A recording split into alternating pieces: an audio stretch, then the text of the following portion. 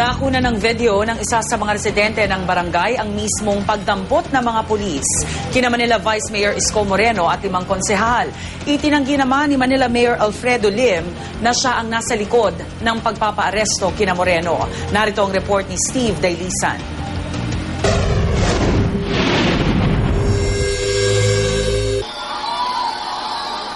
Sa video na kuha ng isa sa mga residente, puno ang basketball court ng barangay 374 Tambunding Street, Maynila nang tinatayang higit 500 katao. Excited daw ang karamihan sa pabinggong inorganisa ng mga lokal na kandidato ng United Nationalist Alliance o UNA.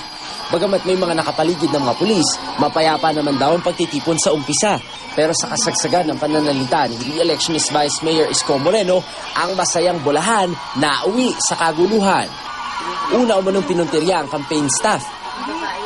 Sunod na dinampot at sa pilitang hinila ang isa sa mga re-electionist na konsehal.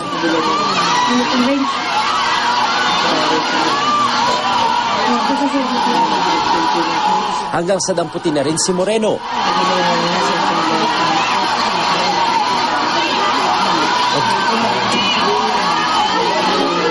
Isinakay sila sa isa sa 2 nakaparadang jeep.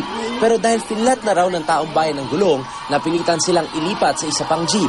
Hinarangan ng mga tao ang jeep habang papalabas sa gate ng basketball court, pero tuluyan din silang nakaalis. Karamihan sa mga residente, bit-bit pa ang bingo cards. Dismayado raw sila sa nangyari, lalo't di naman sila nagsusugal. Susugal po, sila mismo nagbigay neto.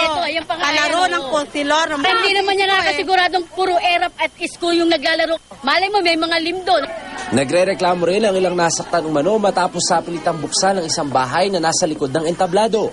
Ilang residente ang pumasok sa bahay. Pati yung mga bata dito sa loob, hinalungkat nilang ganun yung yung binuksan nilang ganun yung Gamit. Yung kutsyon, may natutulig na bata na untog. Pinabulaanan ni Manila Mayor Alfredo Lim na siya ang nasa likod ng pagpapaaresto kina Isko, tulad ng pahayag ng kampo nito. Hindi rin daw siya magpapabingo sa mga kampanya para lang humakot ng tao. Siya pang bumola nung sa Tampiolo O di hinuli siya ng pulis. Anong gagawin ng pulis? Magbubulag-bulagan lang ba yung pulis? Dahil sila, vice alcalde o konsehal, mag-aaksyonan ng pulis. Sasabihin nila, politika. Ay sila naman politika Nitong Biyernes lang, kapwa lumagda sina Lim at Estrada kasamang iba pa nilang katiket sa Manila Police District para sa isang peace covenant.